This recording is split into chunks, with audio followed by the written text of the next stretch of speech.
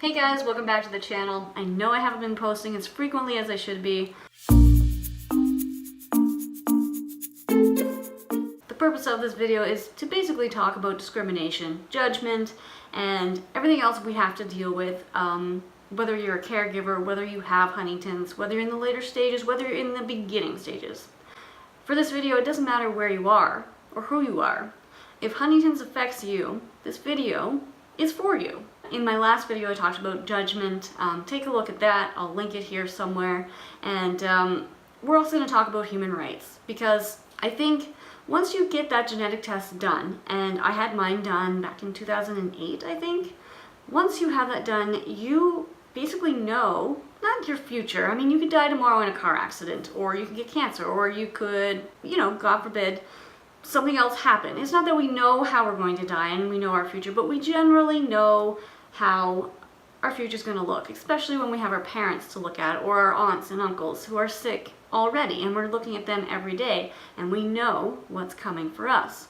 So while for us, the genetic test is an advantage, and it helps those of us who want to plan our lives and want to know, it's a great positive thing for us. However, it can come with a very negative side effect that I, at my age when I got tested, didn't foresee coming, really. I mean, I thought getting tested would honestly just let me plan out my life, and I was not going to have kids, to be honest with you, and there's a video about why I did anyway. Click it, find it, it's here somewhere. Moving forward, I have gone through all the health stuff that I've gone through. I don't bitch, I don't complain, I just keep living my life and doing what I want to do.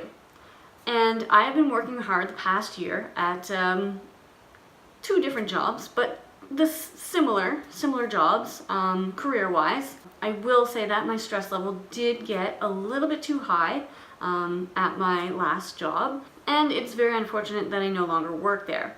Back in April, my stress level was super high. I was kind of negative, moody. Some of those Huntington symptoms were overflowing into the workforce, not in a degree that it meant like, okay, you know what? She's not a good employee, we should fire her. Just a, hey, we noticed this, what's going on? So I sat down and told management exactly what was going on. Huntington's, the transverse myelitis in the past, and basically where I was at right now with the disease. I told them everything. Everything. And that day that I did that, I was nervous for my job, to be honest with you. I mean, they played nice. They said honestly that I had nothing to worry about, and they appreciated that I could be honest with them, but at the same time the whole situation felt off, and I'm not going to lie about that. So I tried to cover my tracks as much as I could. I did get a hold of my Huntington's doctor that day and let him know that the conversation had transpired, and I wanted to sit down with him and see what I could do to protect myself. Because I kind of felt like while they were sympathetic and they listened and they thanked me for providing them the truth, I felt that the truth was about to cost me my job. So what I was doing with my Huntington's doctor was addressing the issue of having a mood swing in the workforce. I didn't want to do that again. It's embarrassing. I don't want to appear that way all the time, because I'm not that way all the time. But between like regular life stress triggers and Huntington's symptoms, I was coming off like an exploding bomb, probably.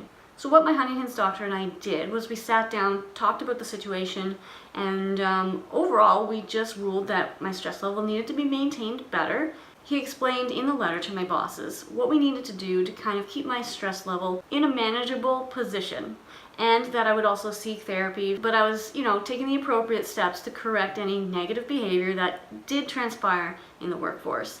And it wasn't that it was a strike against me. Not once did they say that was a strike, and that was I was on my road to being fired. Not once.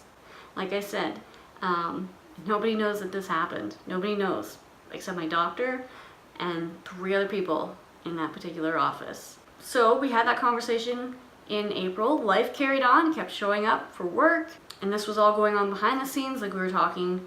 They wanted me to keep them in the loop, so they knew when I was going to the doctor and stuff like that. And I had told One person in that office knew that a letter, like actual paperwork, was coming. And sure enough, the day I had the paperwork in my hands to give them, they fired me.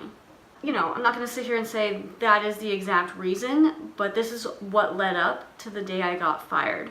And they didn't give me a reason for firing me. They literally just put me in the office, said you're fired, effective immediately. And the reason, there was none. Just that they were going in another direction. Whether it's a mental health issue, whether it's Huntington's, whether it's Parkinson's, Alzheimer's, cancer, whether a family member is sick or you're sick, that's not a time for a workplace to decide that you're not valuable, to decide that you're not worth anything. That's what it kind of felt like. It was like in a split second, I went from being a very good employee to nothing. So I guess that leads us into the discrimination portion of what can happen in life. And the only thing advice-wise that I can offer you guys is to know your human rights. So I guess this video is the start of an advocacy group, hopefully, or just to open the floor and talk about this more, because I believe things need to change in general. I'm not targeting anyone, I'm not upset about anything, but I do want changes made in the workforce for management and how they handle stress in their employees, how they handle employees getting sick, and how they handle people with Huntington's. Because while we may have an off day here and there in the early stages, it doesn't mean we can't work. It just means we have to take more steps to manage ourselves so that we can work. So we've got that going on internally for us on a personal level that we don't share in the workforce. And I think there needs to be more understanding as a whole. And I think management needs to view their employees more as a team and how they can help that team be better rather than see a player get sick and just get rid of that player and bring a new one in. I mean, there always reaches that point where you have to do that. I mean, if a player legit breaks his leg and he can't play basketball anymore, yes, you have to replace him. But that's the same with a sickness or illness. Like if I were at the end stages of Huntington's and this happened, there'd be no argument. It had to happen.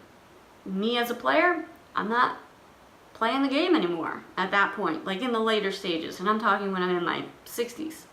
But right now, I'm still a player that can get on the court. That's the problem. So that's where things need to change. So this is a long video. I'm gonna end it there. I'm gonna open up the comment section for comments, and let's just go from there. Anyway, you guys know you can always reach out to me if you want to talk. Email me or find me on social media. It's all up here on the screen. For now, all that's left to say is hit that subscribe button, and thanks for watching.